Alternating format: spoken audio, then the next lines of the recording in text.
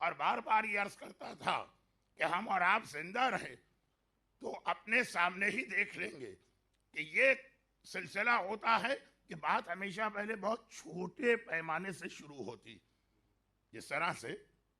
دیوار میں ایک چھوٹا سا سوراخ ہو جائے اور پیچھے پانی پریشر سے آ رہا ہو، اب یہ بڑا ہوگا بڑا ہوگا بڑا ہوگا بڑا ہوگا، دیوار جو ہے وہ ٹوٹ جائے گی یا منہدم ہو جائے گی۔ اسی وقت اب یہ معمولی سا سوراخ ہوا ہے، اسی وقت اس کی مرمت کر کے اس کو بند کرنا، چھوٹی چھوٹی باتیں ہوتی۔ مگر لوگ کہتے ہیں کہ مولانا یہ تو خیر ان کے مذاق والے جملے ہیں، اور مولانا یہ تو اتنی چھوٹی چھوٹی باتوں کو نظر انداز کرے، یہی چیز آگے بڑھتی۔ اور جہاں جا کر شمر بھی یہ کہتا کہ میں نے قتل حسین میں حصہ لیا قرآن کے حکم کے مطابق،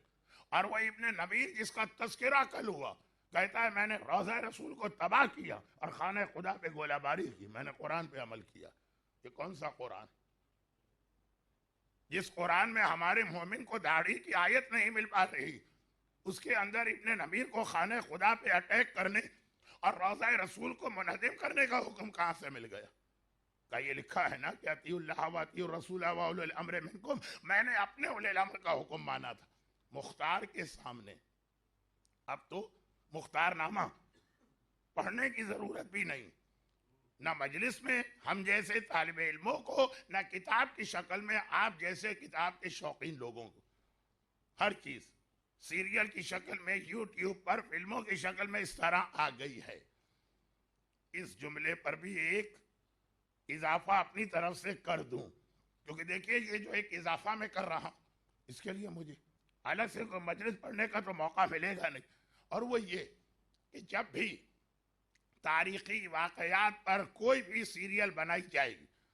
تو تاریخی واقعات میں اختلاف بھی ہوتے ہیں، اور کہیں کہیں تحریر کو پردے پر یا اسکرین پہ لانے کے لیے تھوڑی سی تبدیلیاں کرنا پڑتی،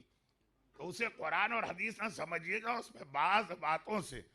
علماء کا تاریخی اختلاف پہلے سے چلا رہا۔ یہ میں نے ایک لمحے رک کے اس لیے کہا کہ آج کل ایام اعظم بہت سارے ابھی بھی ایسے گھرانے ہیں کہ جہاں کم از کم چہلم تک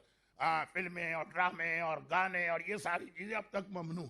تو وہ لوگ پھر اسی قسم کی اسلامی فلمیں دیکھتے ہیں، کوئی حضرت یوسف کی کہانی، کوئی اصحاب کہف کی کہانی، کوئی جناب مریم کی کہانی، اور کوئی مختار نامہ۔ تو یہ نہ سمجھیے